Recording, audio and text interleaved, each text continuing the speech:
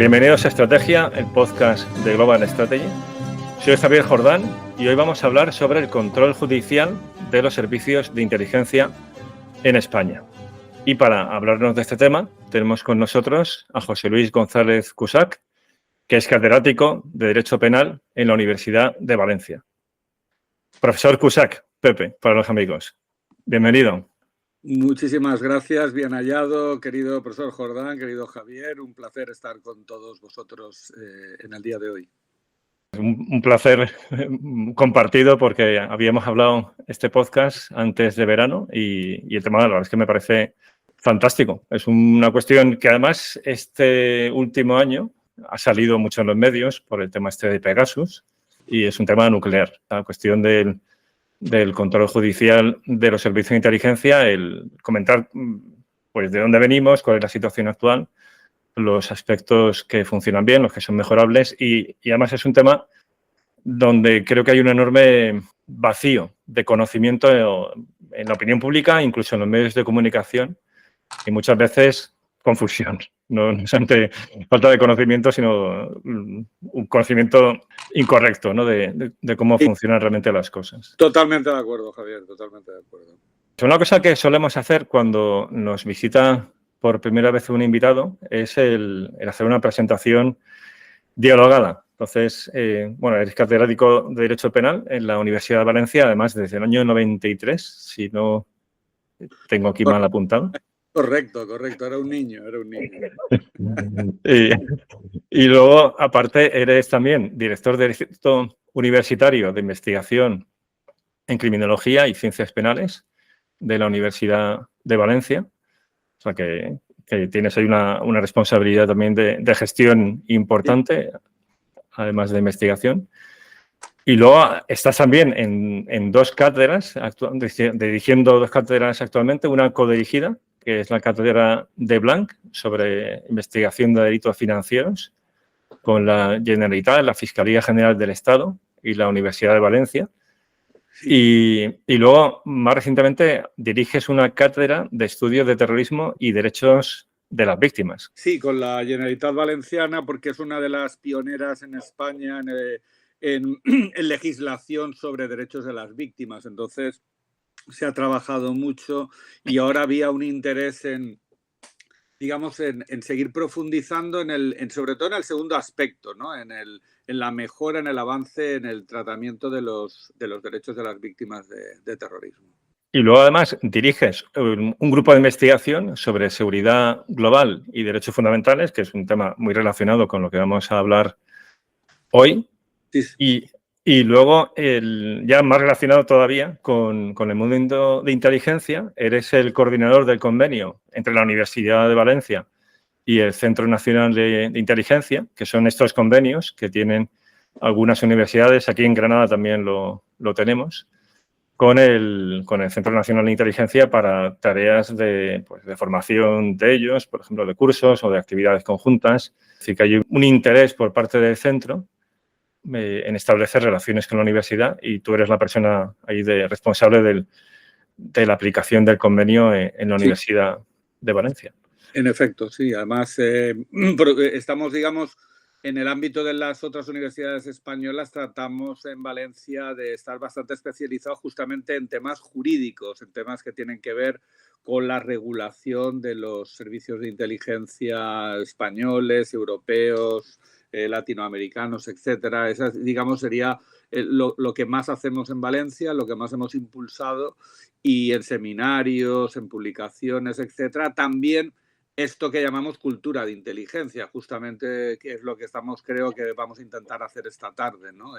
El aproximarnos a temas que tienen que ver con los servicios de inteligencia, con la actividad de inteligencia, desde el rigor que corresponde al mundo académico, ¿no? A aproximarnos con un estudio serio que, como decías antes en la presentación, Javier, a mí me llamaron de muchos medios cuando estalló el tema de Pegasus, sobre todo referido a líderes independentistas catalanes, y lo que más me llamó la atención fue digamos, el estupor que producía el conocimiento los medios de comunicación. Es decir, incluso las llamadas posteriores en cerrado de muchísimos periodistas de todo el tipo, digamos, del arco ideológico, en esto estaban todos de acuerdo, que era un gran desconocimiento el que había en nuestro país sobre qué hace un servicio de inteligencia, para qué está, quién lo controla, cómo se controla,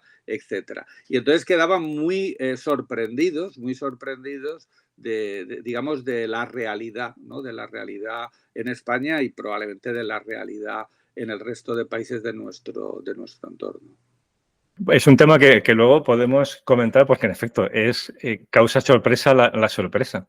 O sea, es un vacío ahí de conocimiento de qué es lo que hace un servicio de inteligencia y también de falta podremos decir, de cultura de seguridad nacional, o sea, de lo que son amenazas a la seguridad nacional y el derecho que tiene un Estado a defenderse, ¿no? A proteger los intereses de los ciudadanos, y todo dentro de un marco constitucional, que es lo que vamos a hablar hoy, ¿no? Es el control judicial a esos servicios de inteligencia, pero que son herramientas al final al servicio de políticas públicas del Estado y al servicio de todos, ¿no? Exacto. Y luego, por último, así por terminar la presentación, eres también director de la colección de Tirant lo Blanc, de la editorial Tirant lo Blanc, que es una editorial referente en ciencias sociales y jurídicas. Está muy bien posicionada en los rankings, ¿no?, que tenemos los académicos, pues en el área de estudios de inteligencia y de seguridad, que además ahí se han publicado varias monografías sobre temas de inteligencia. Sí, invitados todos a echar un vistazo en la web de Tirant de los títulos que hay y, por supuesto, invitados todos a proponer trabajos, monografías para publicar, porque yo creo que es también muy importante que la cultura de inteligencia se materialice por escrito, que es la mejor manera de que avance el conocimiento riguroso en nuestra materia. Y lo que tú dices, con rigor académico, que eso es una garantía, ¿no? Que haya académicos haciendo de evaluadores de esos trabajos y luego una editorial de prestigio como es Tirant lo Blanc, porque, a ver, en el mundo editorial, si uno bucea un poco sobre servicios de inteligencia, hay muchísimos títulos. Otra cosa es la calidad y en vuestro caso, pues es un sello de calidad importante. Bueno, pues estas serían así algunas cosas a destacar de tu currículum. Como se ve, eres una persona muy adecuada para hablar de este tema porque lo conoces muy bien, tanto académicamente luego como con contacto real con el mundo de inteligencia. A mí la pregunta que me surge viendo todo esto es ¿de dónde sacas tiempo para liderar todas estas cosas y investigar y además dar clases y además la gestión académica que antes también comentábamos fuera de micro, ¿no? Bueno, yo creo, Javier, que hay un dicho, lo diré en castellano, pero yo lo conozco aquí en valenciano, que dice, mira, dice el ahorcado al degollado quien te ese agujero, ¿no? Quiero decir que yo creo que en el mundo académico actual en España, lo decía el otro día en una entrevista un experto de gestión británico sobre el sistema universitario español, yo creo que con los medios que tenemos la eficiencia es altísima, ¿no? Y yo creo que el secreto está en que muchas personas, en otros ámbitos de la función pública, lo hemos visto también en las Fuerzas Armadas, en los servicios de inteligencia, en las fuerzas y cuerpos de seguridad del Estado, quiero decir, en la sanidad pública, en la educación pública. Yo creo que nos gusta, que tenemos un compromiso con lo público y, como decía, aparte del compromiso, yo creo que es que nos gusta, tenemos esa condición innata para dedicarse a la universidad, que es la curiosidad. Y entonces, bueno, el tiempo, pues claro, mi especialidad es el derecho penal. Yo tendría que estar hablando ahora casi de la amnistía o no amnistía, ¿no? o del beso de Rubiales, si es un delito cometido en Australia de un español a una española, si es competencia de España, ¿no? En fin.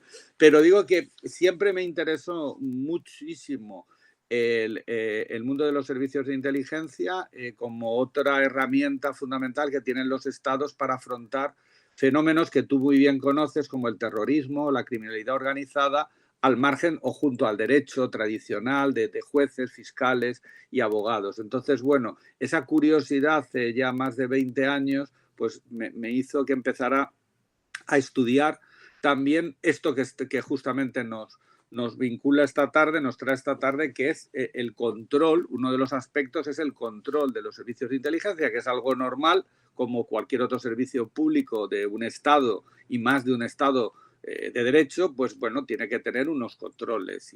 Y esto es lo que empecé a estudiar desde el punto de vista jurídico, académicamente. Luego, como tú decías antes, hay muchas lecturas que no son estrictamente jurídicas, pero que también son abarcadas por esa curiosidad, por ese gusto, por encontrar conocimiento en este terreno. Muy bien.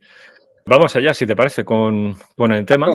Entonces, la primera pregunta es el contexto histórico, o sea, ¿de dónde venimos? Porque, a ver, antes te comentaba que este podcast lo escucha gente de muy diversas edades. De hecho, tenemos ahí un pequeño público de gente bastante joven, que eso es gratificante, pero es minoría. O sea, la mayor parte de los que nos escuchan se sitúa en una horquilla entre 30 y 60 años, ¿no? Y además, en algunas de las plataformas es llamativo porque la distribución de edad es casi exacta, ¿no? O sea, es un porcentaje de 30 a 40 similar al de 40 a 50, igual también de 50 a 60. O sea, ahí hay una meseta muy llamativa, ¿no? Pero, claro, viendo esa distribución de edad, es posible que buena parte de los que nos escuchen, cuando hablamos de servicio de inteligencia, no sepan lo que era el CSIC y lo que en su día fue el escándalo de las escuchas del CSIC en los años 90 y en general Manglano, en fin, para los que sean de más edad, pues ahí sí que nos acordamos de aquello. Y podría ser, si te parece, un punto de arranque para hablar sobre esta cuestión del control judicial de los servicios. Claro, sí, desde luego, porque yo creo que es importante siempre ver, al menos tener un fogonazo de la evolución, de dónde venimos. Yo creo que para todos es iniciar con que el derecho es poner reglas, es regular, es poner normas, pero por emplear una palabra que quizás se acerca más a cualquier juego que practicamos, cualquier juego tiene unas reglas. Entonces, esas reglas naturalmente van cambiando a medida que va cambiando la sociedad por aspectos económicos, políticos, culturales, sociales, etcétera, etcétera. Entonces, lo primero que quiero llamar la atención es esto.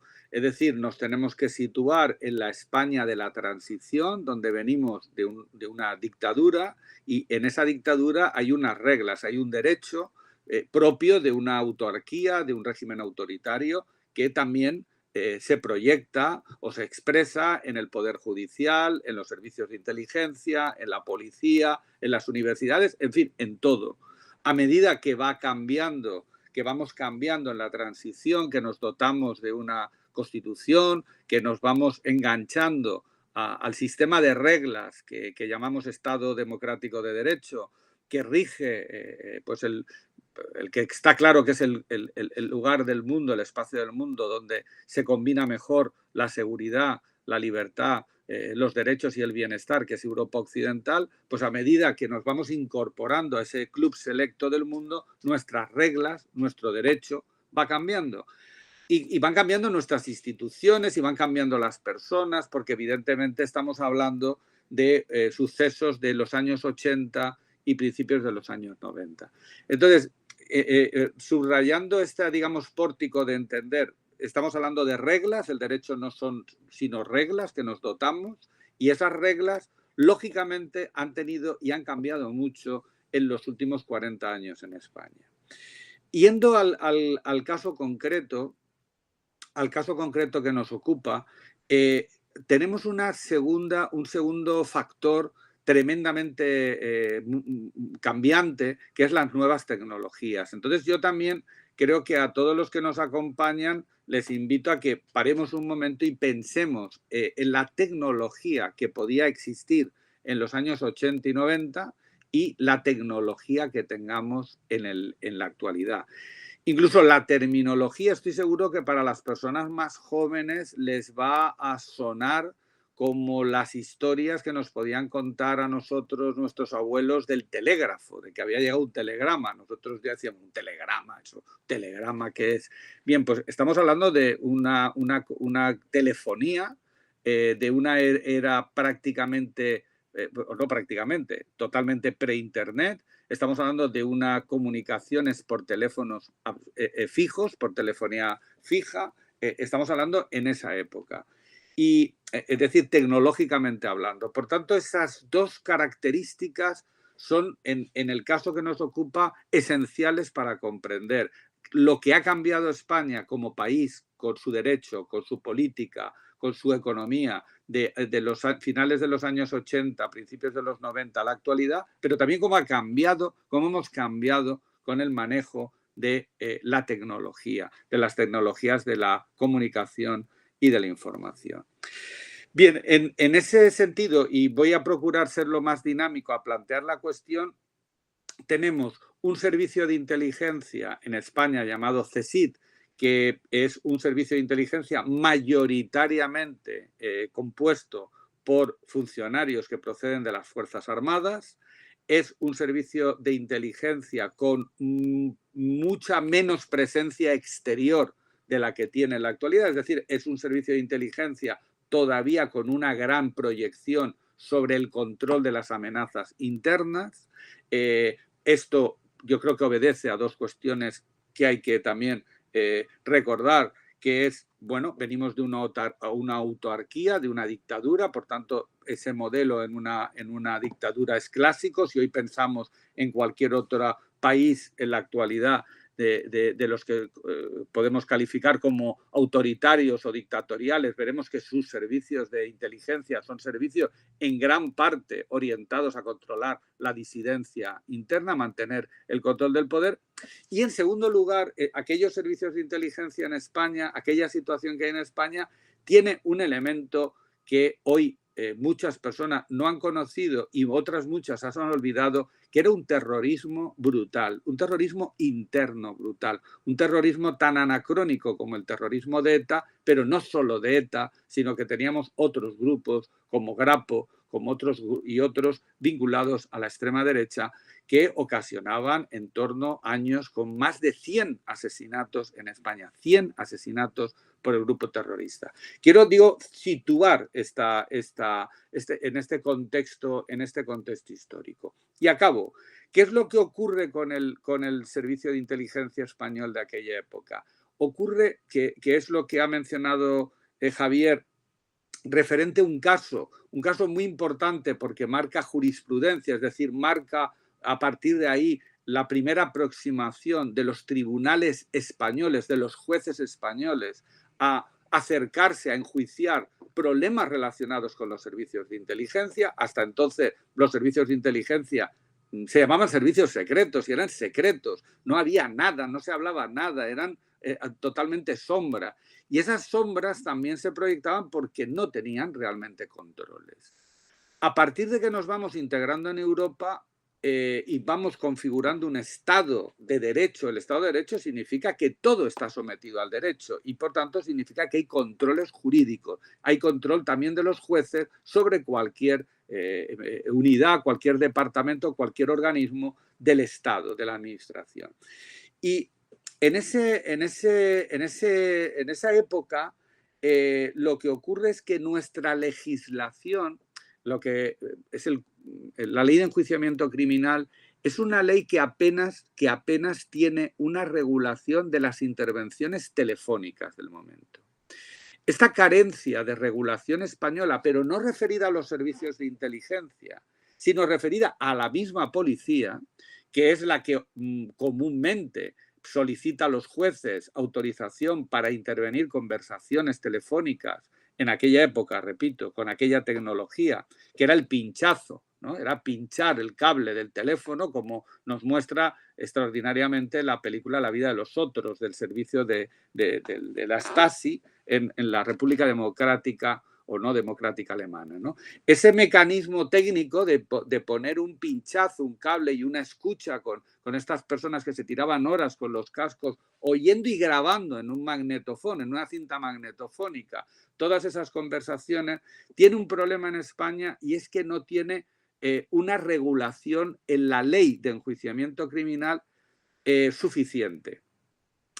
Y esto es lo que conlleva a que España, el Reino de España, es condenado en varias ocasiones por el Tribunal Europeo de Derechos Humanos, porque el Tribunal Europeo de Derechos Humanos exige que toda actividad del Estado que suponga una afectación de un derecho, como en este caso es el derecho al secreto de las comunicaciones, que es diferente del derecho a la intimidad personal, son dos derechos reconocidos en la Constitución y dos derechos diferentes reconocidos en el Convenio Europeo de Derechos Humanos. Para cualquier afectación que lleve a cabo la policía o un servicio de inteligencia, el convenio europeo, que marca el estándar mínimo de protección de esos derechos a nivel de toda Europa, requiere que haya una regulación, se dice, de calidad. La ley, tiene que haber una ley, tiene que haber una previsión legislativa que autoriza en qué casos y a quién autoriza a llevar a cabo esas intromisiones en la intimidad, esas afectaciones al secreto de las comunicaciones. Y esa regulación en España en los años 80 y 90 es deficiente, es insuficiente a juzgar por el Tribunal Europeo de Derechos Humanos. Insisto que no solo referido al entonces Servicio de Inteligencia Español, el CSIC, sino referido a la actuación de los cuerpos y fuerzas de seguridad del Estado en la investigación de delitos de terrorismo o de cualquier otro delito grave, que son los que de alguna manera conllevan o pueden conllevar esta medida tan intrusiva de nuestros derechos fundamentales. Entonces, en ese contexto de 1997, de las sentencias sobre el CSIC, del Tribunal Supremo Español, marcan un hito por dos razones fundamentales, por la que estoy diciendo, es decir, reiteran la insuficiencia de la legislación española, por tanto, no es un problema de la policía, no es un problema de los servicios de inteligencia, no es un problema de los jueces, es un problema de que el Parlamento, el legislador español, no había todavía tenido tiempo o había tenido ganas o había llegado a los acuerdos necesarios para legislar con la suficiente calidad, precisión, cuando se trata de afectar o de actividades del Estado que afectan a estos derechos fundamentales. Entonces, esta sentencia de 1997, por tanto, marca un hito en este sentido porque advierte, reitera, pero proyectado en este caso ya sobre los servicios de inteligencia, la ausencia de una regulación legal necesaria, y por otra parte también va a sentar las bases de lo que va a ser a partir de entonces en España el control judicial sobre los servicios de inteligencia. Por tanto, esas sentencias de abril de 1997 son sentencias fundamentales para todo aquel que quiera conocer cuál es la problemática que estamos hablando acerca del control judicial, de uno de los controles más importantes sobre la actividad de los servicios de inteligencia. Muy interesante el contexto que acabas de presentar. O sea, tenemos por un lado, servicio volcado sobre todo a problemas de seguridad interior y además con el tema de ETA pues sobradamente justificado. Y luego lo que llama la atención es ese vacío legal, en cierto modo, esa falta de desarrollo del marco legal, de modo que se respeten, por un lado, los derechos fundamentales de los españoles y luego, al mismo tiempo, que quienes trabajan en el ámbito de la inteligencia, o como comentas, y eso además es muy interesante también verlo dentro de este contexto, en el ámbito policial, tenga también seguridad jurídica, ¿no? Porque si no, una persona que en principio está cumpliendo con su trabajo, se puede encontrar con que esa actividad es ambigua jurídicamente. O sea, que su jefe le pueden decir que no hay ningún problema, pero luego eso sea cuestionable desde el punto de vista legal. Sí, completamente también esta doble perspectiva, es decir, por una parte la perspectiva del ciudadano que tenemos derecho a que el Estado, ejerciendo sus funciones de seguridad, pues lo haga conforme a la legislación, pero también si nos tenemos que advertir que los funcionarios que desempeñan ese servicio público tienen que hacerlo en un estadio de seguridad, para ellos, es decir, que no puedan incurrir en ningún tipo de responsabilidad, no ya responsabilidades penales, disciplinarias, etcétera, sino siquiera sea que el trabajo luego se lo tumben por algún tipo de defecto. Entonces, es muy importante en este sentido insistir en esta idea, porque no estamos hablando de que los casos que los haya, que los funcionarios están haciendo trampas, es decir, se están violentando la ley por exceso de celo, por lo que sea. No. Aquí lo que estamos hablando es que la falta de regulación precisa en la intervención de teléfonos ocasionaba serias dudas y, por tanto, obligaba a los jueces a ir decidiendo caso a caso. Pero, claro, hay muchos jueces, hay muchos tribunales y muchas veces esos matices servían para resolver de manera diferente. Y esto, claro, daba lugar a que, en primer lugar, lo que has subrayado, Javier, a una inseguridad en la actuación. Y por otra parte, digamos que en muchas ocasiones, cuando estamos trabajando en temas muy graves, en temas que comportan una gran amenaza para nuestra seguridad, los funcionarios buscaban, en muchas ocasiones, estaban, ante la falta de regulación, actuaban. Y actuaban, por tanto, ante esa falta de regulación en zonas, digamos, grises o en zonas de sombra respecto a si esto se puede o no se puede hacer. Yo creo que todos también recordaremos los que tenemos una edad, los que no pueden mirarlo, cómo en esta etapa gran parte de los problemas que dan lugar, si repasamos los casos que se judicializan, llegan a judicializarse, tenemos uno que es el clásico, que es una acusación que hace el entonces partido legal de la izquierda Abertzale, Herri Batasuna, estamos hablando de los años 80, donde en su sede, en San Sebastián, en el piso de arriba bajan unos cables que pinchan, por decirlo así, las comunicaciones de la sede central de ese partido. Y eso dio lugar a un caso que se judicializó, que se conoce como el caso de las escuchas ilegales a Herri Batasuna, y que no se sabe muy bien quién fue, porque no hubo una condena personalizada. El segundo problema que estamos hablando, real de aquella época, para situarnos tecnológicamente también en aquella época, son los famosos barridos de telefonía en el espacio electromagnético, es decir, una especie de captaciones de las conversaciones que estaban flotando, por decirlo así, por ese espacio electromagnético, que como carecía de regulación, nadie podía decir exactamente que sí. Y perdonadme mi incultura tecnológica, si yo pesco en esa onda que está abierta. Entonces, todas las conversaciones que pudieran estar flotando en esa onda que estaba abierta, pues podías captarla. Podía captarla el servicio español, podía captarla o la captaban servicios extranjeros y la podía captar, como siempre, cualquiera que tuviera medios económicos para comprar y manejar esas tecnologías del momento. Yo creo que estas dos situaciones nos explican un poco los casos que hay. Y por último, por cerrar el problema, porque yo creo que esto es muy importante para la evolución que tiene, es que si el servicio de inteligencia español en esa época no tenía una regulación específica como servicio de inteligencia, sino que tenía que mirar, en todo caso, la ley de enjuiciamiento criminal, es decir, la que aplica la policía para investigar delitos. Y, por tanto, si quería realizar, supongamos, una escucha a un teléfono de alguien sospechoso de estar perteneciendo a la financiación de ETA, por ejemplo, pues tendría que ir al juez competente del territorio para solicitar esa escucha. Por tanto, al juez competente del territorio del lugar, a cualquiera.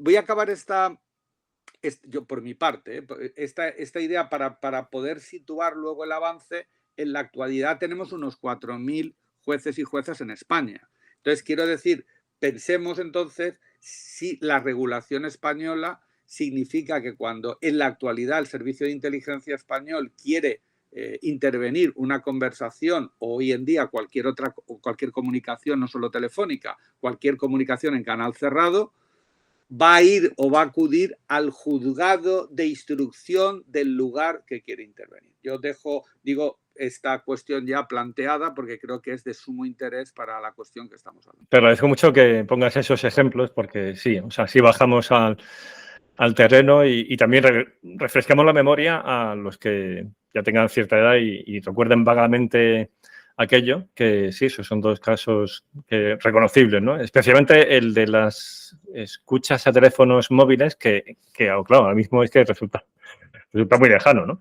Pero es que sí, no estaba encriptado, estaba en abierto y además la cosa se complicó porque eso coincidió con otro problema que tuvo el centro, en este caso un problema más interno, con el coronel Perote, que accedió a los materiales que iban a ser borrados porque, claro, no era selectivo, sino era lo que estaba presente en el espectro electromagnético sin cifrar. De modo que escuchaban conversaciones a lo mejor de objetivos de interés en materia de seguridad, pero luego todo aquel que tenía teléfono móvil en Madrid en los años 90, que no era mucha gente, pero eran élites políticas y económicas.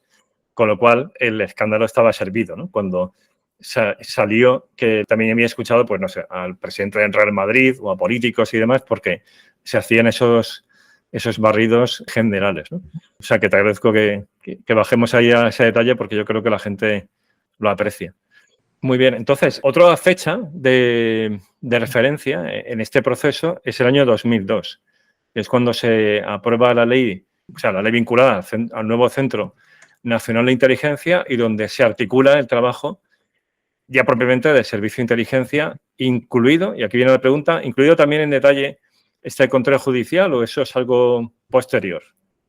Sí, exacto. Yo creo que luego la gran fecha de referencia para los que estudiamos jurídicamente los servicios de inteligencia en España es el año 2002.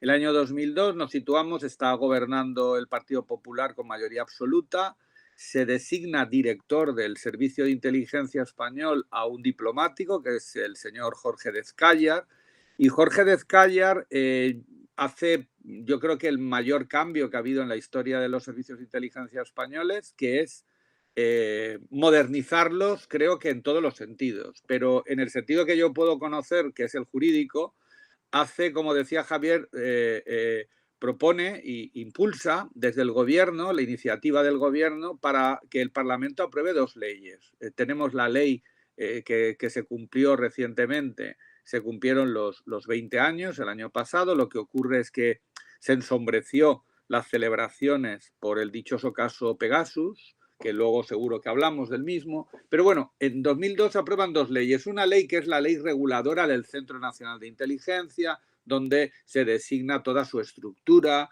todo su funcionamiento, sus actividades, etcétera, etcétera. Es una ley, digamos, de estas que llamamos ahora integral, una ley transversal, completa de regulación. Se cambia el nombre, se habla de Centro Nacional de Inteligencia.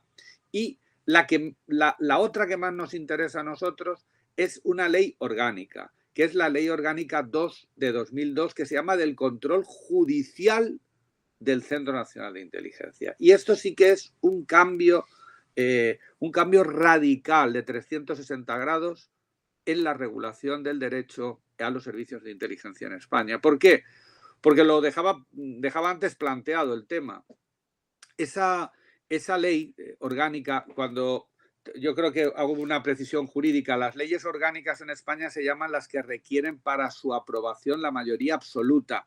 Mañana tenemos una moción de investidura, una cuestión de investidura, y sabemos que la mayoría absoluta en España está en 176 diputados. Por tanto, para aprobar una ley orgánica se necesitan 176 diputados, la mayoría absoluta. Y estas leyes que tienen que tener esa mayoría, digamos, cualificada, son todas las leyes que afectan a derechos fundamentales. Todas las leyes que afectan al desarrollo de un derecho fundamental tienen que tener esa mayoría que, digamos, es expresión de un alto consenso parlamentario, que se supone que es el consenso, obviamente, que expresa el consenso social de los votantes, de la sociedad. Bien, la Ley Orgánica 2 de 2002 lo hace fundamentalmente establecer un régimen jurídico especial, singular, diferente al CNI del que tiene la policía. Es decir, que cuando es el Centro Nacional de Inteligencia para sus funciones, que no es perseguir delitos, sino es hacer inteligencia o contrainteligencia, pero no perseguir delitos, yo esto quiero dejarlo claro, entonces, cuando el Servicio de Inteligencia, para hacer esas funciones constitucionales de inteligencia o contrainteligencia, tiene que obtener información que está en canal cerrado, es decir, en una comunicación cerrada y, por tanto, jurídicamente protegida en el artículo 18.3 de nuestra Constitución, que exige control judicial. La Constitución española. Esto no lo exige Europa, esto lo exige nuestra Constitución, que es más exigente que el estándar mínimo europeo en este terreno. Entonces, lo que hace por fin la ley española es, en 2002, esa Ley Orgánica 2 de 2002, reguladora del control judicial del Centro Nacional de Inteligencia, es establecer un procedimiento único por el cual el Servicio de Inteligencia español, cada vez que tiene que intervenir un correo electrónico, un WhatsApp, una conversación telefónica o cualquier otra, insisto, en canal cerrado, o entrar en un domicilio de una persona física o jurídica, tiene un procedimiento de pedir autorización judicial determinado, muy especificado, muy concreto, bastante claro, realizado en esa ley. Por tanto, para nosotros, los que estudiamos esto, pero es un hito, es completamente un hito, es un cambio, pero creo que también es para el conjunto de los ciudadanos, y cuando esto lo expones en otros países, creo que también hay que decirlo, que muchas veces en España solo hablamos de las cosas que no nos gustan o que creemos que están mal, pero yo creo que también hay que hablar de las cosas que están bien. Implica un sistema sobre el papel, sobre la ley que estamos hablando, muy, muy garantista, muy garantista. Entonces, siempre que el Centro Nacional de Inteligencia en España tiene que intervenir una comunicación en canal cerrado o tiene que entrar en un domicilio, tiene que pedir esa solicitud bajo ese procedimiento y a esos jueces que están especificados en la Ley Orgánica 2 de 2002. Esto es muy interesante lo que comentas de la diferencia con otros países, porque en España tenemos, por tanto, en toda intervención a las comunicaciones privadas, el concurso de dos poderes diferentes, en este caso, pues, la administración pública como parte del Ejecutivo y el Poder Judicial. En otros países que son democracias, si no me equivoco, y tú sabes más de esto, del control judicial, es, sin embargo, un permiso administrativo, ¿no? Lo suficiente, es decir, no es necesario ese permiso judicial. Sí, en otros países totalmente reconocidos como democracias, sin ninguna duda, muchas ocasiones esta autorización, no solo para el servicio de inteligencia, sino en ocasiones para la policía, para investigar un delito, viene dado por una autoridad que no es poder judicial. Es decir, pueden ser integrantes de la Fiscalía de esos países o altos representantes del equivalente a nuestro Ministerio del Interior, los que autorizarían, es decir, una suerte de secretaría de Estado de Seguridad, las que autorizarían inicialmente esas intervenciones. Luego vendrá un control judicial, digamos, si se problematiza. Si hay alguna duda, vendrá un control judicial posterior, pero la autorización inicial no la hace un juez, un magistrado, sino la hace, como tú bien decías, una persona que no pertenece al Poder Judicial y, por tanto, tiene esas características que definen a un juez, que es sobre todo la imparcialidad. Es imparcial entre las posibles partes en conflicto. Mientras que un fiscal, un representante del Ministerio del Interior, no es imparcial en el sentido procesal que estamos hablando. No quiero decir que no sea objetivo, no quiero decir que no cumpla la ley, que no persiga finalidades públicas. Simplemente no es imparcial porque es una parte cuando hay un proceso penal o un proceso de cualquier otra naturaleza jurídico, siempre hay dos partes, una que pide algo y otra que no quiere darlo, ¿no? El demandante y el demandado. En ese sentido hablamos de imparcialidad. Y entonces hemos decidido que una persona que no tiene interés ni en la demanda, ni en el demandante, ni en el demandado, el querellante o el querellado es el que resuelve imparcialmente, es decir, en ese sentido. Por eso es muy importante en el caso español que ya previamente no basta una autorización de una persona que represente o esté integrada en el Poder Ejecutivo, en el Gobierno, sea en Interior, sea en el Servicio de Inteligencia, sea en la Policía. No, es necesario que esa previa autorización la conceda un órgano imparcial integrado en el Poder Judicial. Otra cosa también muy interesante que has señalado y que creo que es importante el subrayar, ¿no?, es la diferencia entre el trabajo de inteligencia y el trabajo policial. A ese respecto, tenemos un episodio sobre qué es la inteligencia y cómo trabajan los servicios de inteligencia, que es el episodio 33, con José Miguel Palacios. Pero claro, la pregunta que te quería hacer, también para confirmarlo, ¿no?, y si quieres desarrollarlo, es, ¿hace falta una formación específica por parte del magistrado para saber si está justificada esa intervención? Antes señalabas que en los años 90 el CSID tenía que acudir al juez de aquel lugar donde se iban a hacer las escuchas para obtener permisos. Ahora ya eso está centralizado, ¿no?, con la nueva ley, en un magistrado especial y con formación adecuada para tener elementos de juicio. Sí, digamos que la ley española de 2002 busca en el derecho comparado, en otros sistemas jurídicos que ya habían probado esta línea, lo que llamamos, perdón por la expresión, un magistrado ad hoc. Es decir, no cualquier magistrado, digamos, por sorteo de los miles que hay en un país, porque esto supondría no solo una pérdida de tiempo, posiblemente, una enorme dispersión, sino yo creo que aquí hay algo que late en el fondo y que tenemos que ser claros al decirlo, unas posibles dudas o riesgos de fugas de información clasificada. Entonces, tenemos otros países que no han adoptado este sistema, es decir, que puedes ir a cualquier magistrado, pero cuidado, porque esto, repito, significa que para un servicio de inteligencia que tienen, obviamente, muy interiorizado la seguridad de la información, el que manejan información clasificada, el investigado por razones de inteligencia debe ser el último en enterarse, pues esto requiere unos procedimientos también seguros. Entonces, el modelo español se inspira en otros modelos como el norteamericano o el italiano, más cercano, pero en realidad que acotan, es decir, nombran una serie de magistrados que son solo los únicos competentes en todo el territorio. Quizás en España se hace de una manera demasiado, en este sentido, demasiado estricta en esta línea, porque se nombra a dos, uno titular y uno suplente, solo en todo el territorio español, que son nombrados conforme al procedimiento indicado en la ley entre magistrados del Tribunal Supremo Español de la Sala Segunda, que es la Sala de lo Penal, o de la Sala Tercera, que es la Sala de lo Contencioso Administrativo. Entonces se nombran por un periodo de 4 años, uno que es el titular y otro que es el suplente.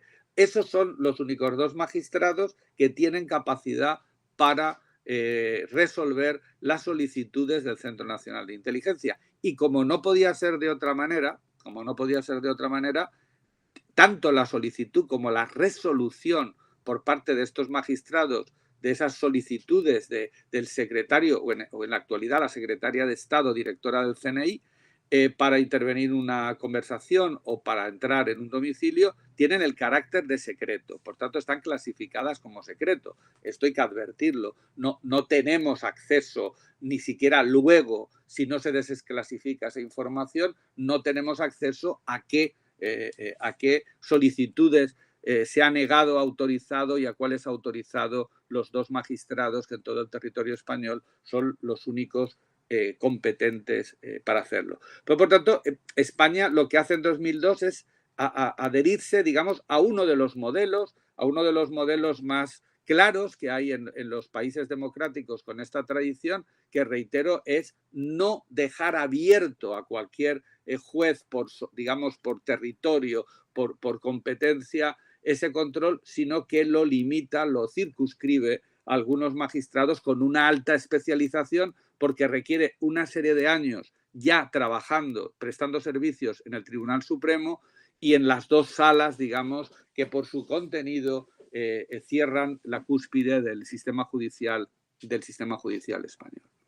Está muy bien traído lo que comentas de evitar riesgos de seguridad, porque además refuerza, ¿no?, el cuidado que se pone, ¿no?, en autorizar esas escuchas, que al final suponen una vulneración de unos derechos que se tiene, pero que en este caso se justifican porque el Servicio de Inteligencia presenta a ese magistrado, entiendo, ¿no?, inteligencia de fuentes humanas o inteligencia que viene de servicios extranjeros, que explican la razón por la cual a esa persona en concreto hay que intervenir en las comunicaciones. Es decir, que esto no es algo que se hace, evidentemente, ¿no?, de forma arbitraria y que a una persona cualquiera le van a escuchar el teléfono. O sea, eso no es así. O sea, está totalmente lejos de la realidad, sino que es algo que hay que presentar un caso al juez en ese sentido. No me refiero a un caso judicial, pero sí una justificación bien acreditada, y es muy sensible lo que se está presentando, y eso explica pues también ese cuidado, ¿no?, en que la inteligencia esté en buenas manos.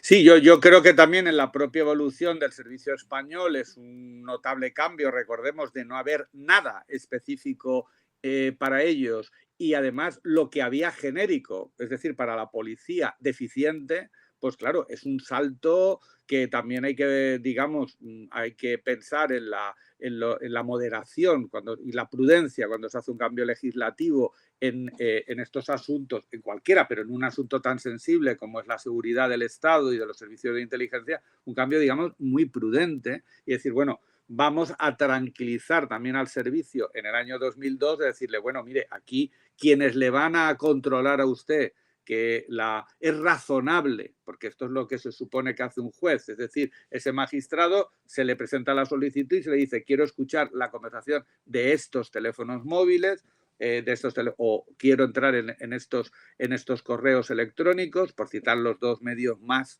habituales de alguien, quiero controlarlos porque estas personas tenemos la sospecha de que están haciendo actividades que ponen en riesgo la seguridad nacional española.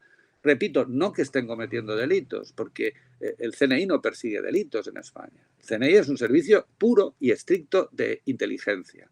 No es un servicio policial, no es un home security, no es el FBI, no es la policía criminal sueca o incluso algunas unidades de la policía de otros estados, no. Es un puro servicio de inteligencia exterior e interior que lo que hace es buscar esa información en esos canales cerrados o en esos domicilios para generar informes de inteligencia al gobierno español. No, por tanto, no. Yo quiero también insistir en esto, en los máster que hemos compartido, Javier, aquí, fuera de España. Esto es algo que hay que insistir mucho porque choca mucho y despierta muchísima preocupación, incluso muchísimas críticas a juristas y no juristas, de decir, pero ¿cómo van a entrar en mi teléfono? ¿Cómo van a entrar en mi correo alguien si yo no soy sospechoso de cometer un delito? Eso, dicen algunos, es inconstitucional. Yo estoy absolutamente en desacuerdo con esa posición. Creo que nadie, digamos, ha cuestionado formalmente la constitucionalidad de la Ley Orgánica de 2002 y nadie ha cuestionado que el CNI, en el caso español, que es el que nos ocupa, es un servicio, repito, no policial. Otra cosa es que en ocasiones trabaje sobre fenómenos que también son delictivos, como el terrorismo o la criminalidad organizada, pero no es su función la de descubrir delitos que está cometiendo una organización terrorista. Eso es función de la policía y de la fiscalía. El CNI hace inteligencia. Y para hacer inteligencia, pues o contrainteligencia, subrayo siempre, o contrainteligencia. Es decir, la necesidad de averiguar que alguien que tiene acceso a información sensible española no está siendo absorbida esa información por un servicio extranjero y sobre todo si es un servicio hostil, de un país hostil, en ese sentido tiene que entrar. Yo es el ejemplo característico que suelo poner siempre para explicar que cuando el servicio español hace contrainteligencia, y ahora hago un matiz, Supongo, porque es información clasificada y yo nunca he visto un papel clasificado, obviamente. Por tanto, esto es una hipótesis. La hipótesis es la más sencilla que a mí creo que compartimos todos. Si estamos viendo que una persona, por ejemplo, la compra, por poner el ejemplo reciente, de un paquete de más del 9% de una empresa estratégica como es Telefónica por un fondo de otro país, si el servicio español piensa que en esas operaciones están interviniendo otros servicios para que sus países obtengan ventajas respecto a una compañía estratégica española, que ninguna de esas actividades es delictiva, yo sospecho o supongo que el servicio de inteligencia puede tener interés en vigilar a ciudadanos en sus conversaciones para ver si están siendo, vamos a decirle, influidos, chantajeados, coaccionados por servicios o personas extranjeras de otros servicios. Entonces, para mí este es el ejemplo característico de que podría haber una justificación para que a un ciudadano español o extranjero con residencia en España el servicio español pidiera tener acceso a sus conversaciones o incluso revisar cierta documentación en sus domicilios ante la duda de que estén sirviendo, aunque no sean conscientes o sean conscientes, pero la voluntad esté siendo, digamos, doblada por coacción o por chantaje a intereses extranjeros. A mí me parece que eso estaría, en mi opinión, si yo fuera el magistrado y me lo pidiera el CNI, concedería sin lugar a duda la autorización para esa intervención telefónica. Muy bien. O sea, es clarísimo, ¿no?, lo que estás exponiendo y ofrece una idea muy fácil de entender de cómo se lleva a cabo ese control judicial de los servicios de inteligencia. Si te parece, pasamos ya a la situación actual y a tu valoración personal, ¿no?, de qué es lo que ha funcionado bien y qué es lo que puede resultar mejorable ya con 20 años de experiencia. Y si te parece, podemos tomar como un punto, aunque no exclusivamente, pero como un punto de arranque, toda esta cuestión de Pegasus. Sí, perfecto. Pues mira, yo creo que en el caso español tenemos respecto a la ley, que es una ley muy buena, lo que establece es un control judicial previo, no es un control judicial completo. El control judicial completo abarcaría o se extendería también al resultado de esa interceptación de las comunicaciones o de ese registro domiciliario. La ley no lo hace así, la ley simplemente establece que la secretaria de Estado, directora del Centro Nacional de Inteligencia, dirige un oficio, una solicitud al magistrado exponiendo, motivando la necesidad para los fines del CNI de esa interceptación y el magistrado la concede. Cuando la concede, el centro la hace, pero no da explicación ninguna respecto a los resultados. Esto es diferente a como ocurre cuando es la policía y un juez ordinario, un juez de instrucción, al averiguar un delito, ese control judicial se extiende antes, como en el CNI, pero también después. Hay que entregar todos los resultados de ahí. Entonces, simplemente digo que es esta diferencia.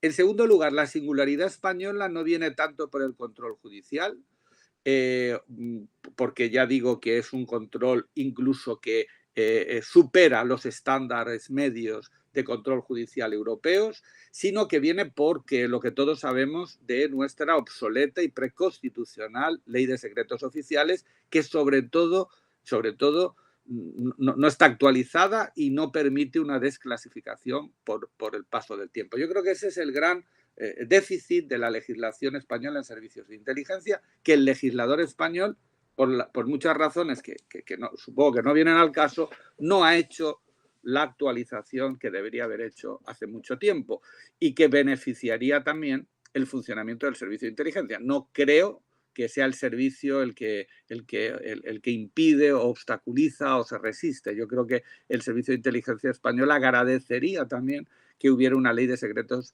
oficiales actual, homologable al que tienen el resto de países europeos y el resto de democracias occidentales como Estados Unidos y Canadá. Tercero, Pegasus. Yo creo que para entender exactamente lo que significa este tipo de programas de espía, a los que no somos informáticos ni expertos en tecnología, tenemos que referirnos a los diferentes informes que ha emitido, que ha publicado el Parlamento Europeo, que creo que es un órgano que no es nada sospechoso, creo que es una institución clave en el desarrollo de este gran proyecto que es la Unión Europea. Y lo que dice Pegasus, lo que dice el informe en resumen, Javier, muy resumidamente, lo que dice que significa la utilización de este tipo de programas, son dos cosas que son bastante preocupantes. La primera es que anula por completo nuestra idea de intimidad. Es decir, la capacidad intrusiva de intromisión en la intimidad, de abarcar todos los aspectos de nuestra intimidad con programas tipo Pegasus, es absoluta, completamente absoluta. Es decir, si estamos hablando antes de pinchar un cable de un teléfono, bueno, ahora estamos hablando de que remotamente alguien toma el control absoluto de nuestros equipos de telecomunicación completo. Y por tanto tiene acceso absoluto a cualquier dato que tengamos, no solo contenido, sino que hayamos tenido en una comunicación a través de ese aparato en cualquier tipo de red. Por tanto, repito, lo que dice el Parlamento Europeo es que estos programas evidencian que el derecho a la intimidad, a la privacidad, tal como lo conocíamos hasta ahora, no existe.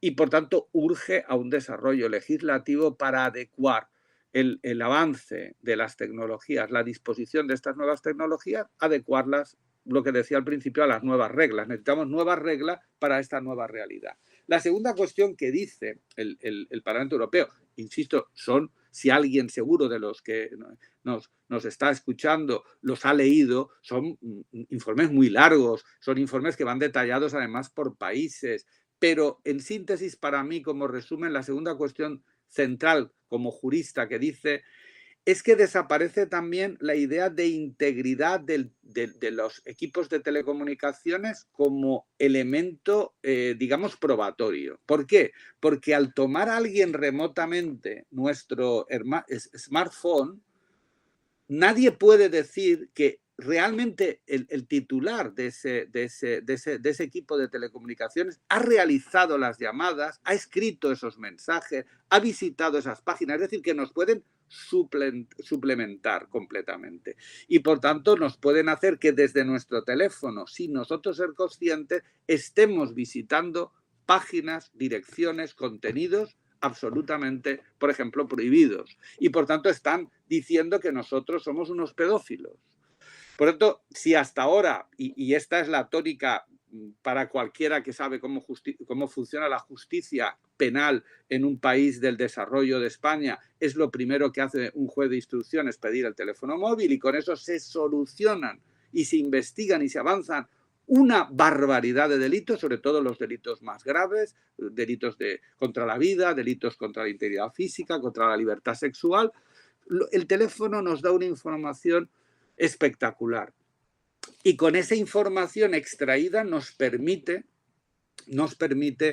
armar evidencias que permitan establecer una persecución penal e incluso una condena penal.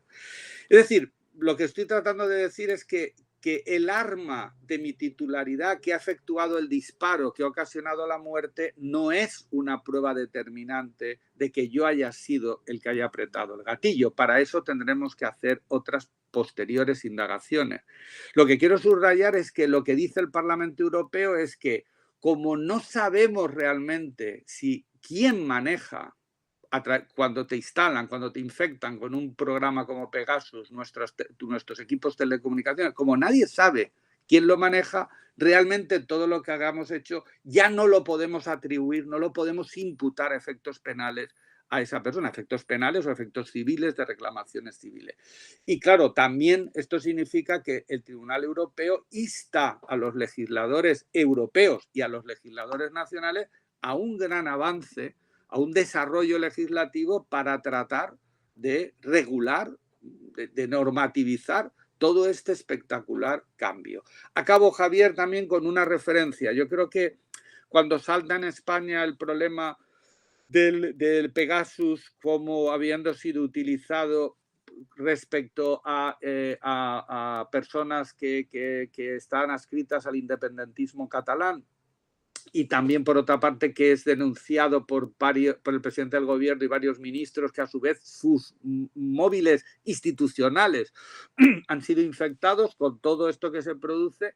Hay un interesantísimo y yo diría que exquisito informe del Defensor del Pueblo, don Ángel Gabilondo, también que recomiendo que se lea, sobre el caso del uso de Pegasus a efectos jurídicos en nuestro país. Yo también diría, y acabaría de momento con esta cuestión, Javier, es los que estén interesados en lo que significa un programa, en el alcance que pueda tener sobre nuestros derechos, sobre nuestra vida, programas tipo Pegasus, lean los informes del Parlamento. Los últimos son de antes de verano, de mayo y junio del 2023, los anteriores de 2022, y lean también el informe del Defensor del Pueblo español, que también es un trabajo muy bueno sobre los efectos y las consecuencias de este tipo de estos avances tan espectaculares de la tecnología. Sobre esto último de Pegasus, claro, hay que distinguir, por un lado, el programa en sí y todo lo que supone, que en efecto, o sea, genera vértigo por todo lo que comentas, ¿no? De que no solamente la enorme capacidad que tiene de captación, incluso más allá de las comunicaciones del propio teléfono, es decir, que te puede convertir el teléfono móvil en un micrófono, y de modo que escucha la conversación que haya en una sala y demás. Por eso, bueno, pues es algo, ¿no?, que se hace cuando uno va a una instalación militar sensible, o incluso al propio CNI, que dejas el móvil en la puerta. Procedimiento estándar, ¿no? Pero vamos, más allá de eso, es lo que señalas, que en efecto es preocupante, que toma el control de tus propias comunicaciones. Es decir, que puedes visitar páginas web que te incriminen de algo que no has hecho.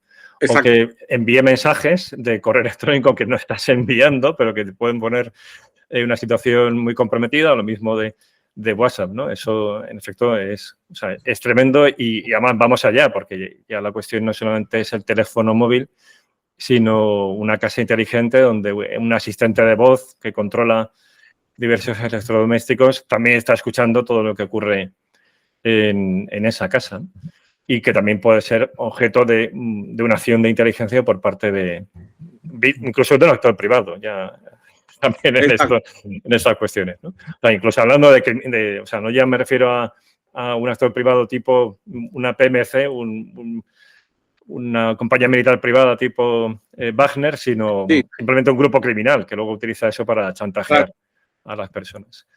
Pero, claro, eso es diferente también bueno, el uso que se hizo por parte del CNI para escuchar a líderes independentistas, que lo que comentábamos antes, ¿no?, que causara sorpresa que causara sorpresa. Es decir, porque, a ver, es que en ese caso estaban haciendo el trabajo que tenían que hacer, porque esa persona, además, es que se ha probado y han sido condenadas de cometer un delito de sedición, es decir, una amenaza clara a la seguridad nacional. Es decir, lo sorprendente es que el Servicio de Inteligencia no estuviera trabajando sobre el tema del proceso, ¿no? O sea, la pregunta habría sido, ¿para qué les pagamos si cuando toda aquella historia del proceso, el Servicio de Inteligencia estuviera mirando para otro lado con otras cuestiones, ¿no?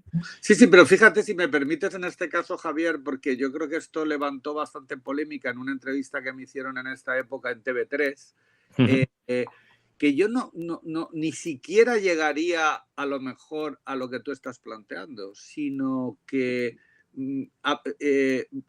yo, claro, evidentemente no conocemos los autos del magistrado que autorizó varias de los teléfonos infectados, porque tampoco sabemos todos los que están infectados, porque esto no lo dice un organismo extranjero, privado, en el que sabemos que hay relaciones también con el mundo independentista catalán. Por tanto, digamos que desde el punto de vista jurídico no nos ofrece el informe de este laboratorio canadiense, no nos da una, digamos, una fiabilidad absoluta. Bueno, claro, sí, que no es neutro. Exacto, no es neutro, y entonces, bueno, ahí hay ciertas dudas para un jurista decir, bueno, cuidado. Pero bueno, es cierto que el gobierno español acepta que su servicio ha hecho una serie de escuchas a algunos de esos teléfonos que aparecían en el dictamen forense de este laboratorio y sabemos que comparece la anterior secretaria de Estado a la Comisión de Secretos Oficiales o de Fondos Reservados del Congreso, que sería otro de los controles, ¿no?, característicos y esenciales de un servicio, el control parlamentario, el control que se lleva a cabo por el Poder Legislativo, y en esa comisión se explica. Quiero decir que también esas reuniones son a puerta cerrada y son secreto, y además se advirtió y no hubo una filtración, si todos recordamos, clara, nadie pasó esa raya de decir exactamente qué es lo que había dicho. Pero yo plantearía otra vez el ejemplo de antes, porque hemos visto en muchos medios de comunicación, españoles y extranjeros, la posibilidad de que algunos países extranjeros tuvieran algún tipo de intervención en aquel proceso. El que fuera.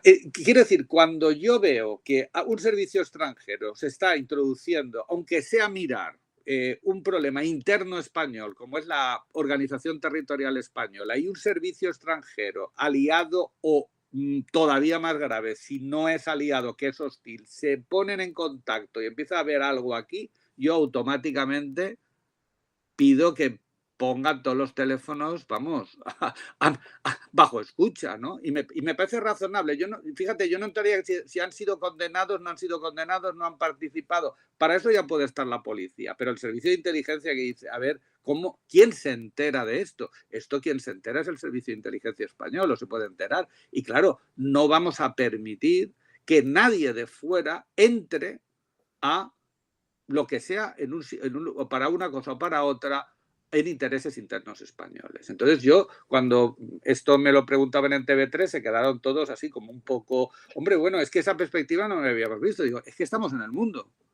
O sea, es que no podemos dejar de mirarnos el ombligo en Cataluña especialmente y en el resto de España. Es que estamos en el mundo y debilitar un país como España es debilitar a la Unión Europea y tú sabes más que yo de esto de sobra y estoy seguro que todos nuestros oyentes. Entonces estamos hablando de algo, cuidado, que aquí esto no solamente es una posibilidad de desestabilización al cuarto país en economía euro, sino que es una desestabilización a toda la zona euro y a toda la zona europea. Puede ser y entonces cuidado, ¿no? Cuidado. Ese es un punto interesantísimo, porque basta preguntar qué países podrían estar interesados en una España con problemas internos y dividida. Bueno, pues una lista no pequeña de países. No. Sí. Y algunos incluso que podríamos considerar amigos. amigos. Sí, pero como dijo aquel ministro francés a preguntas sobre si espiaban la industria alemana, decía, bueno, somos amigos y aliados, pero también somos competidores, ¿no? Sí. O sea que... Totalmente. Una cosa que has comentado es la necesidad de cambiar la ley de secretos oficiales. ¿Qué más podrías comentar al respecto? Porque este es un tema muy interesante que tiene relación con el podcast, que quizá daría para un episodio en sí mismo, pero si quieres señalar ahora, pues, puntos esenciales.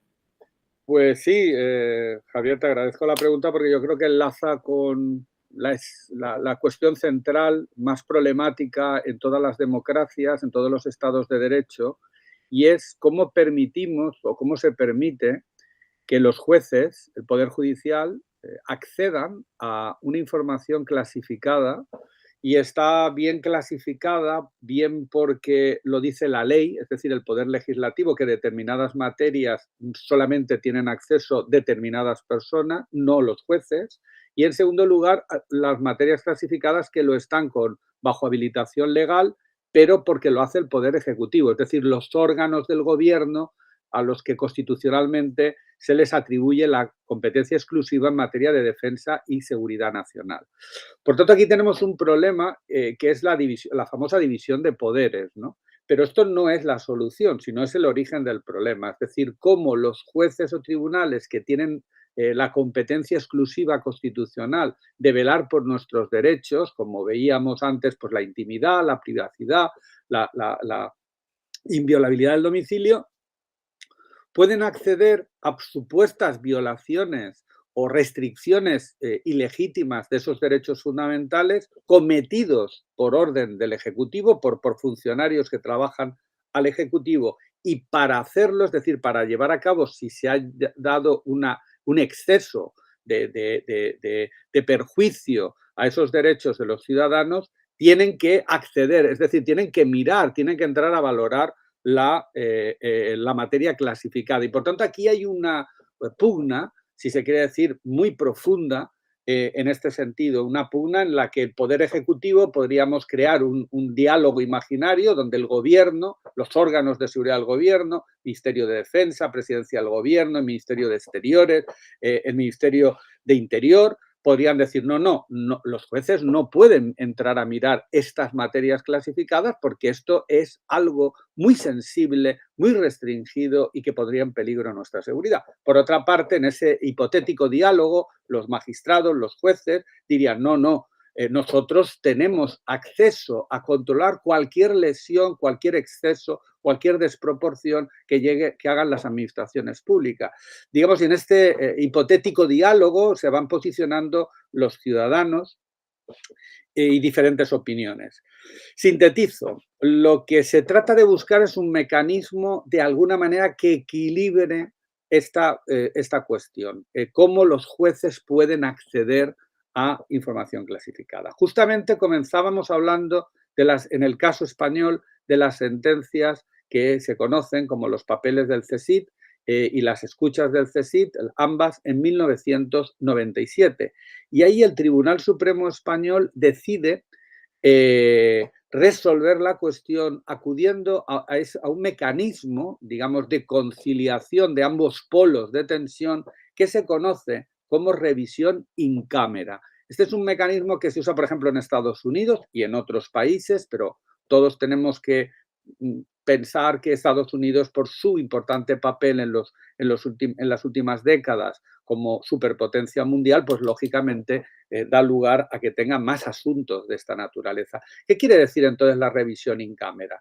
La revisión in camera quiere decir que cuando los jueces necesitan para resolver un asunto jurídico acceder, es decir, mirar, tener delante de sí los materiales que están clasificados por ley o por el gobierno, lo hacen en cámara, es decir, lo hacen ellos solos y lo hacen de manera reservada. Se les enseña la documentación, miran la documentación y en base a esa mirada, a ese acceso restringido, reservado a la documentación, resuelven el problema.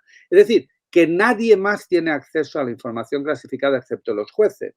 ¿Qué quiero decir que nadie más? Quiero decir que ni el demandante ni el demandado van a poder tener acceso, solo ese órgano imparcial que son los jueces, ni siquiera los ciudadanos que denuncian por exceso al gobierno o los que defienden al gobierno, como pueda ser la Fiscalía o como pueda ser la Abogacía del Estado. En el caso español, ellos no van a tener acceso a esa información, ni tampoco la van a poder conservar de ninguna manera. Esta es la solución, insisto, que se utiliza en otros países y que se sentó como esa técnica para tratar de resolver este problema tan complicado, tan difícil, tan sensible en España. Y lo que quisiera acabar es poniendo ejemplos. De nuevo, ejemplos que no son ejemplos de laboratorio, son casos reales que ocurren en España para que cualquiera de nuestros oyentes pueda, creo que, comprender mucho mejor de qué estamos hablando en estas cuestiones. Comenzaré con varios asuntos que tienen que ver con la solicitud de extranjeros extracomunitarios que solicitan la residencia en territorio español, el permiso de residencia. Esta solicitud que se cursa a través del Ministerio de Justicia, el Ministerio de Justicia cuando recibe esa solicitud la comunica al Ministerio del Interior para que la Secretaría de Estado de Seguridad del Ministerio del Interior emita un informe clasificado acerca de si ese ciudadano extranjero tiene algún sesgo, alguna actividad, alguna pertenencia a alguna organización que suponga un peligro, una amenaza para la seguridad nacional española. Y en paralelo, el Ministerio de Justicia eleva también esa solicitud al Centro Nacional de Inteligencia, que a su vez emite un informe clasificado para determinar el Ministerio de Justicia si concede o no concede la residencia a ese ciudadano extranjero. Lo mismo procedimiento en los casos en que una persona no nacida en España, ni que sea nieto ni hijo de españoles, solicita la nacionalidad española después de cumplir otros trámites. Lo mismo, lo solicita el Ministerio de Justicia, el Ministerio de Justicia toma esa solicitud y pide esos 2 informes clasificados al Ministerio del Interior y al Centro Nacional de Inteligencia. En ocasiones encontramos resoluciones de tribunales en las cuales esos extranjeros a los que se le ha negado la residencia o se les ha negado la nacionalidad con el siguiente argumento: por razones de seguridad nacional queda excluida su petición. Razones de seguridad nacional. Esos extranjeros, entonces, digamos, protestan, van a los tribunales y dicen, oiga, que me expliquen por qué yo soy una amenaza para la seguridad nacional española. Quiero poner estos ejemplos primero para que veamos que ahí es donde puede haber un problema en que los jueces pueden solicitar al Ministerio de Justicia que les diga, bueno, ¿cómo, en qué se basan, qué argumentos, qué hechos son los que se mantienen en esos informes clasificados para denegar estas solicitudes? Son ejemplos muy claros y además que no son infrecuentes, porque esto que estás comentando, recuerdo haberlo leído en prensa con algunos casos. Me parece relacionados con tema de yihadismo. Otra razón, me imagino, que también podría ser en la relación con servicios de inteligencia extranjeros, pero que en efecto, o sea, que no es una hipótesis, que esto es un problema real. Sí, exacto, y con la también pertenencia o sospecha de pertenencia a organizaciones criminales, transnacionales, o que proceden de países con una alta hostilidad y que tengan que quizás, bueno, pueda encajar en lo que decías de colaboración con servicios extranjeros. Bien, estos casos, por eso, en efecto, no son tan infrecuentes, en los que se deniega por estas razones y una vez denegado, unos, digamos, no recurren a la justicia, pero los que recurren a la justicia ponen a la justicia, a los jueces, en esa exigencia, en esa tesitura de tener que revisar o no si está justificado, si está motivado esa decisión que procede de un órgano del gobierno español, repito, del gobierno. Acabo poniendo también otros dos, digamos, otros 2 tipos de casos. Hay algún caso que procede también, que tiene que ver directamente aquí con el Centro Nacional de Inteligencia, por ejemplo, por expedientes disciplinarios a funcionarios que han prestado sus servicios en el centro y que por las razones que sea, como todos los que somos funcionarios sabemos, tenemos una legislación con infracciones y sanciones de carácter administrativo. Bien, pues ha habido en algún caso algún funcionario que ha recurrido la sanción impuesta por el Centro Nacional de Inteligencia y el Centro Nacional de Inteligencia, cuando se le ha pedido que explique, bueno, explica lo que puede y el resto dice que es materia clasificada, que no puede exponer más las razones o todas las razones por las cuales ese funcionario ha sido sancionado o ha sido incluso expulsado o suspendido de empleo y sueldo en el Centro Nacional de Inteligencia por una infracción que de alguna manera pondría en evidencia alguna actividad, alguna fuente, algún procedimiento que es reservado, que está clasificado. Y en tercer lugar, dejo para el final lo mío, es decir, el derecho penal. Evidentemente, también ocurre esta idea de que es necesario que un juez penal, en un proceso penal, porque los que estaba poniendo anteriormente no son jurisdicción penal, son jurisdicción contencioso-administrativa, incluso podríamos pensar en algún caso laboral, en temas disciplinarios, pero en temas penales, es decir, cuando el juez para decidir, bien por una acusación, bien en una defensa, necesita acceder a documentación o testimonios que comportan información clasificada. Este es el punto quizás que todos más pensamos, el proceso penal, pero quiero decir que hay más asuntos de los otros que estábamos diciendo que penales. Penales hay. Y simplemente por ponerles algún ejemplo reciente, lo que ha habido en la investigación por los últimos atentados yihadistas en España, en la Rambla de Barcelona y en Cambrils, la actuación del CNI, relaciones del CNI con algunas de las personas implicadas en el asunto, materia clasificada, necesaria para la investigación penal. Segundo asunto, que es el único caso que ha habido en 40 años en España de traición a un antiguo funcionario del Servicio de Inteligencia Español, condenado en primera instancia y ratificado por el Tribunal Supremo por traición, por vender planos secretos clasificados de despliegue militar español en el archipiélago canario a una potencia extranjera que es Rusia, que fue Rusia. Claro, para condenar, había la prueba que necesitaba en los jueces para condenar era que en efecto los materiales aprendidos que se habían vendido por $200.000 a agentes rusos eran realmente correspondían con planos militares clasificados de las islas. Y entonces, bueno, pues evidentemente hay que enseñar esos planos clasificados, los originales, para cotejarlos con los que él había fotocopiado o fotografiado para venderlo. Por tanto, los jueces, otra vez en cámaras reservadamente, miraron esa comparación entre lo que se había sorprendido a ese exagente vendido y los originales y determinaron la condena, ratificaron la condena por el delito de traición, ¿no? Bueno, esto es lo que yo creo que con estos ejemplos que se expresa bien cuál es esta dialéctica, cuál es esta complejidad.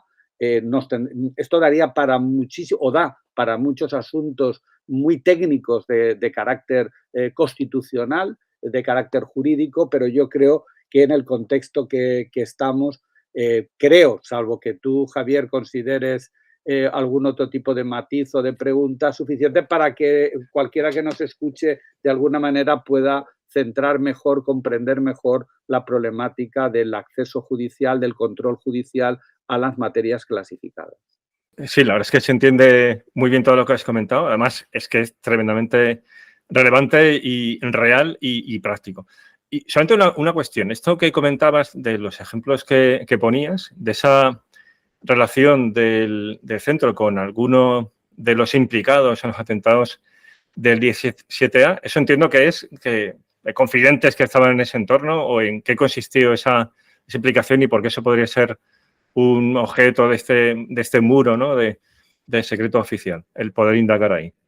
Bueno, sí, yo creo que es una cuestión bastante obvia, que creo que un servicio de inteligencia vigila a personas que puedan dar o que tengan información, que puedan dar información acerca de esos fenómenos que consideran amenazas y que, por tanto, supervisan, vigilan, monitorizan, etcétera.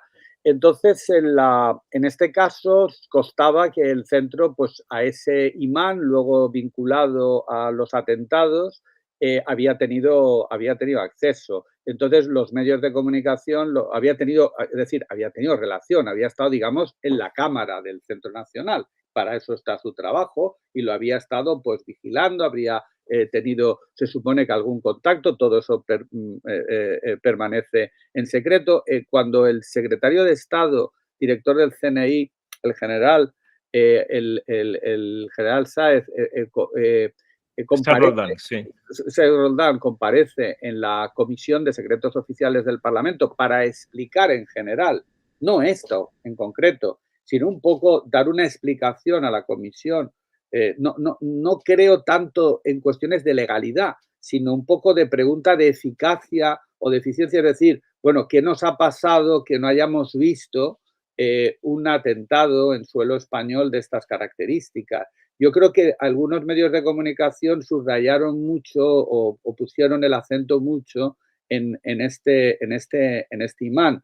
Yo sí, al respecto, me gustaría hacer un matiz, que la lucha antiterrorista corresponde más a la policía y, por tanto, al Ministerio del Interior que al Centro Nacional de Inteligencia, porque esto ya estamos hablando no del fenómeno del terrorismo, del seguimiento del fenómeno de los grupos, de la información que se extrae fuera de nuestras fronteras, sino que estamos hablando ya de células de organizaciones que operan en territorio español. Por tanto, al operar en territorio español, eso ya porque es una organización criminal, que en sí mismo es un delito, están preparando un atentado, por tanto, todo eso ya es objeto de competencia de la policía, no del CNI. El CNI no es, como hemos dicho, un servicio policial, sino es un servicio de inteligencia.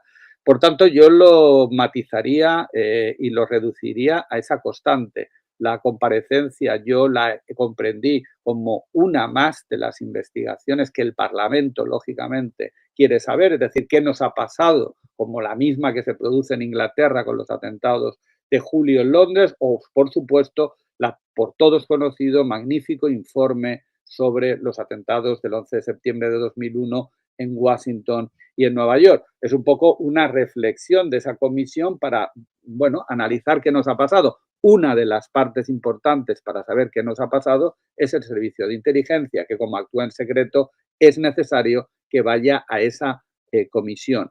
Y por tanto, creo que lo que ocurre en esa comisión y en esas preguntas es, bueno, si se habían tenido relaciones con esta persona, pero claro que, insisto, me parece normal que todas las personas que puedan dar información, que puedan tener algo que ver con el radicalismo ideológico, en este caso, pues el Centro Español lo monitoree. No creo que nada más.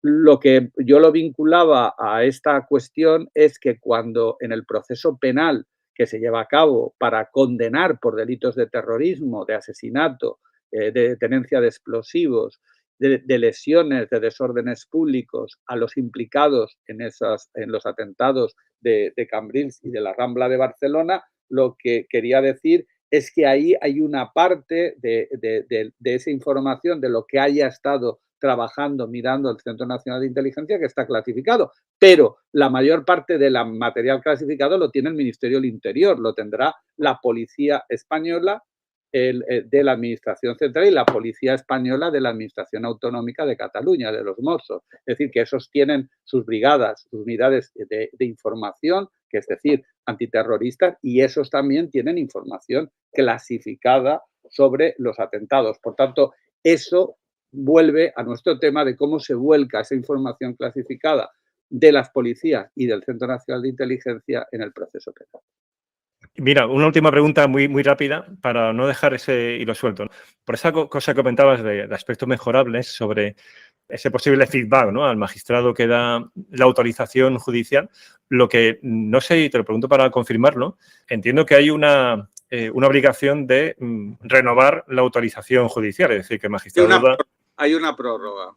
Vale, o sea, que lo da por un tiempo, pero no es que no es que da un visto bueno y ya está, sino que hay que ir prorrogando aquello, ¿no? Te da por 3 meses, dice la ley, y se puede prorrogar por otros 3, y durante ese tiempo, si no, habría que presentar otra solicitud. Estamos hablando de que normalmente cuando se hace esto, conocemos los casos de la policía, que son públicos, que luego cuando hay una sentencia, todo eso va incluido en el expediente judicial. Lo que hace la policía es estoy investigando a esta persona por este delito grave, y entonces la propia policía pide al juez que autorice, si ya conoce los teléfonos o los que pueda tener o la dirección que quiere entrar, todo eso se tiene que concretar. Esto es lo que pensamos que es equivalente, analógico, en lo que hace el Centro Nacional de Inteligencia en su caso. Dice, estos teléfonos, estas direcciones de correo electrónico, estos domicilios son los que quiero investigar, los que quiero entrar, y un máximo de 3 meses con una prórroga de otros 3. Lo que ahí se acaba lo que hace el magistrado. Dice, te autorizo una prórroga de 3 meses.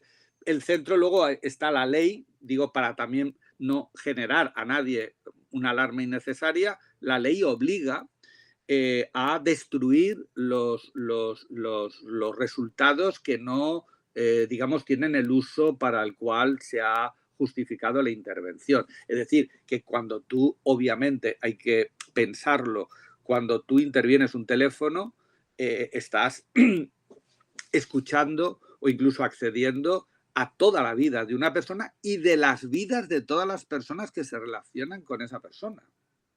Por eso decimos, claro, por eso el impacto que tiene sobre nuestra intimidad, el Estado, una parte del Estado se está enterando de cuestiones muy, muy privadas, muy privadas. Repito, no hay que, yo siempre explico a mis alumnos, no hay que pensar que eso significa que estemos haciendo cosas malas, a lo mejor nos estamos tocando la nariz, pero yo les digo, vosotros os levantáis por la mañana, imaginaros que tenéis una cámara con un audio y os va a filmar todo desde que os despertéis todo el día. Pues seguro que no os comportáis igual. Todos lo pensamos nosotros, no nos pensamos. Quiero decir que es una intromisión muy fuerte. Entonces, esa intromisión, lo que la ley española dice es que el centro, una vez recoge esa información, selecciona, colecciona lo que le interesa y el resto lo borra. y no lo usa para ninguna otra cuestión, ¿vale? Entonces, eso es lo que nos tranquiliza de lo que dice la ley y, bueno, por supuesto, yo como funcionario público muchos años también confío en que los colegas funcionarios públicos del Servicio de Inteligencia Español pues harán lo que dice la ley, como hacemos el resto de funcionarios normalmente en otros ámbitos. Y, por tanto, todo aquello que no interesa, que se ha escuchado, que se ha grabado, pues eso se destruye completamente y no se usa en absoluto para cualquier otra finalidad. Bueno, pues magistral, que ha sido fantástico y, o sea, muy ameno, muy agradable de escuchar todo lo que nos has comentado, además muy claro, o sea, se ha entendido muy bien. Los temas jurídicos a veces dan un poco de miedo, ¿no? Pero en este caso la verdad es que lo has hecho de una forma muy didáctica y el tema es interesantísimo. De hecho, yo creo que hay pocos podcasts que hayan tratado este tema con esta profundidad, así que la verdad es que te estoy muy agradecido por habernos dedicado este tiempo. El agradecimiento, Javier, es para ti, para todos los que les pueda interesar lo que se opina, ¿no?, de un profesor universitario, y pues la verdad es que para eso dedicamos horas, para compartir nuestros conocimientos, nuestras experiencias y también nuestras opiniones, ¿no? Por tanto, para mí un placer, y si te ha gustado, pues y ya sé que la fama ganada a pulso que tenemos los juristas, sí. Me ha encantado. Pues un abrazo, Pepe. Un abrazo, Javier, y un abrazo a todos. Muchas gracias.